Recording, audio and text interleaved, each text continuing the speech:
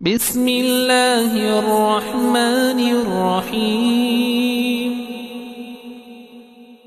يسبح لله ما في السماوات وما في الأرض الملك القدوس العزيز الحكيم والذي بعث في الأميين رسولا